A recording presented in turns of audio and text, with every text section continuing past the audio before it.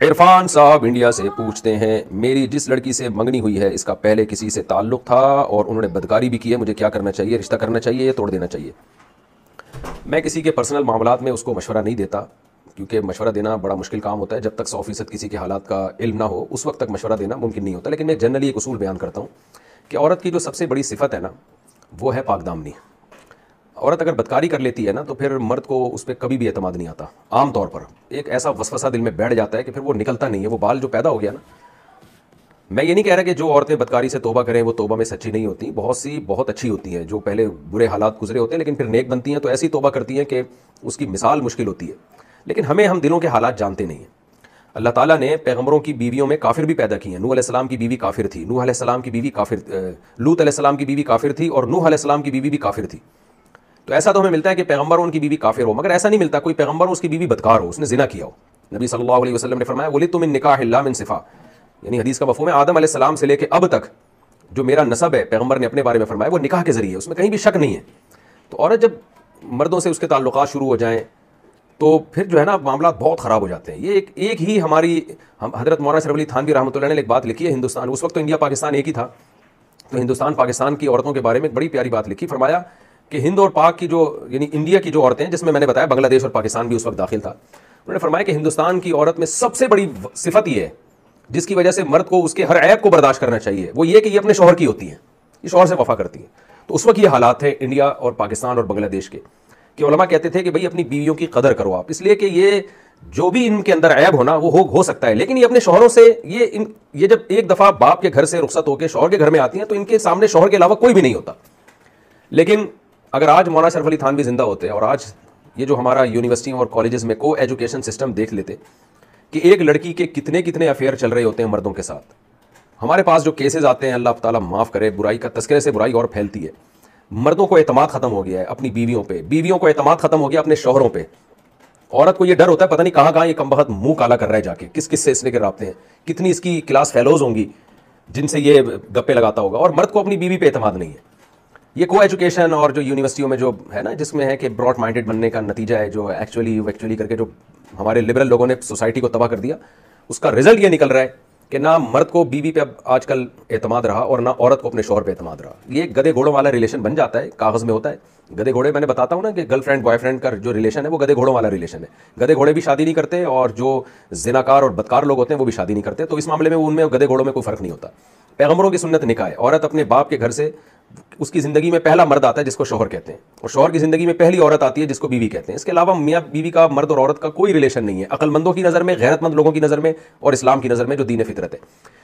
تو اب یہ سوسائٹی ہو رہی ہے تباہی کی طرف. اس لیے میں لوگوں سے کہتا ہوں اچھا دیکھیں مرد بھی بدکار ہو برا ہے، لیکن عورت کے بدکار ہونے سے نقصان یہ ہوتا ہے کہ نسب میں خلل پیدا ہوتا ہے، نسب میں شبہ پیدا ہوتا ہے. تو یہ زیادہ ڈینجرس ہو جاتا ہے. تو اس لیے خواتین سے بھی میں کہوں گا کہ نکاح کے لیے دیندار مردوں کو، اور دیندار سے مراد وہ نہیں جس کا جو صرف گیٹ اپ دینداروں والا ہو، ایسا مرد تلاش کریں جو پاک دامن ہو. ایسا مرد تلاش کریں جس کے طبیعت میں وفا ہو. وہ جب کسی کو بیوی بنا کے لاتا ہے تو آپ کو اس کے بارے میں پتا ہو کہ یہ اس کی کوئی گرل فرینڈ نہیں ہے، اس کا کوئی افیئر نہیں ہے. اس نے جب کسی لڑکی کی طرف نظر ڈالی ہے یا اس سے رابطے کی کوشش کی ہے تو بیوی بنانے کے لیے، اور پہلی بات ہی اس کی یہ تھی کہ بھائی میری وائف بننا چاہتی ہو تو ٹھیک ہے، ادروائز میرا تم سے کوئی رشتہ نہیں ہے. ایسے مردوں کو لڑکیاں تلاش کریں. لیکن لڑکیاں کو بھی دماغ خراب ہے، وہ کہتی ہیں پہلے ہم دوستی لگائیں گے، ہم دیکھیں گے کہ کیسا ہے. تو آپ اگر دوستی لگا رہی ہو نا تو اور یہ ایگری ہو گیا دوستی کے، اس کا مطلب یہ 20 لڑکیوں سے پہلے بھی دوستی لگا چکا ہے یہ. کیونکہ جس کی عادت ہوتی ہے، جو برا ہوتا ہے نا، جو آپ کو سٹا پیتے ہوئے پکڑا گیا چرس پی رہا ہے، اس کا مطلب یہ چرس پیتا رہا ہے یہ.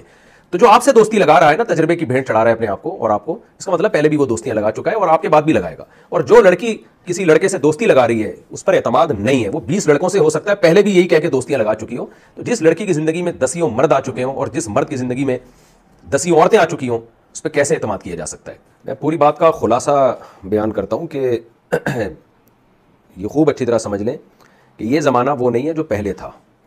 اب لڑکے لڑکیاں مکس گیدرنگ، ٹک ٹاک، موبائل پہ رابطے، فیس بک آئی ڈیز ایک دوسرے سے شیئر کرنا، ان سب چیزوں کی وجہ سے سوسائٹی بہت چینج ہو چکی ہے.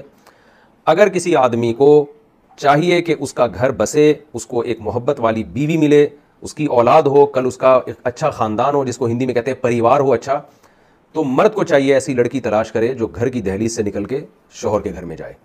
چاہے ایجوکیشن نہ بھی ہو اس کے پاس، اس سے کوئی بڑا فرق نہیں پڑتا ایجوکیشن نہ ہونے سے. ایجوکیٹڈ ہے لیکن عفت اور پاکدامنی کی دھجیاں اڑا دی ہے، وہ زیادہ ڈینجرس ہے۔ دوسرا، لڑکی بھی ایسے آدمی کو تلاش کرے جس کے افیئرز نہ ہوں، وہ جب کسی کی طرف رابطہ کرے تو کہ میں نے آپ سے نکاح کرنا ہے، ادروائز میں آپ سے دوستی نہیں لگا سکتا۔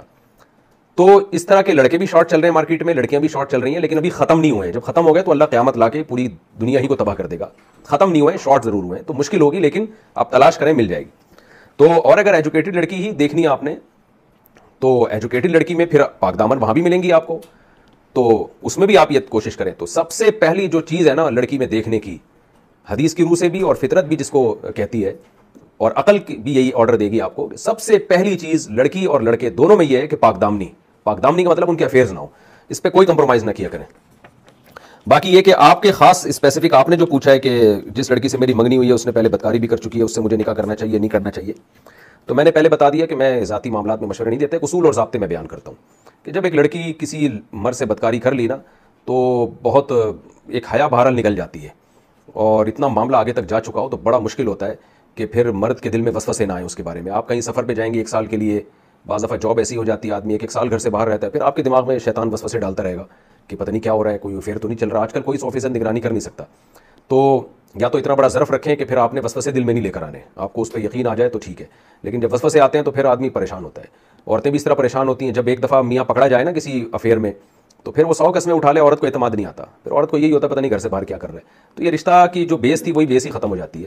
تو اپنے لیے کوشش یہی کرنی چاہیے کہ پاک دامن سے پاک دامن لڑکی تلاش کریں، آگے اولاد کے بڑے مسائل ہوتے ہیں، اور عورت کو بھی چاہیے پاک دامن مرد کو تلاش کریں۔ سورہ نور نے دیکھیں قصہ ہی ختم کر دیا نا، الطیبات للطیبین والطیبون للطیبات، اللہ کہتے ہیں پاک دامن عورتیں پاک دامن مردوں کے لیے، اور پاک دامن مرد پاک دامن عورتوں کے لیے، والخبیثات للخبیثین والخبیثون للخبیثات، ناپاک عورتیں گندی عورتیں گندے مردوں کے لیے اور گندے مرد گندی عورتوں کے لیے، تو گند میں گندوں کو منہ مارنے دیں، اور آپ کوشش کریں کہ پاکیزہ عورتیں تلاش کریں، اور پاکیزہ عورتیں کوشش کریں پاکیزہ مرد تلاش کریں، تاکہ ایک اچھا معاشرہ وجود میں آئے۔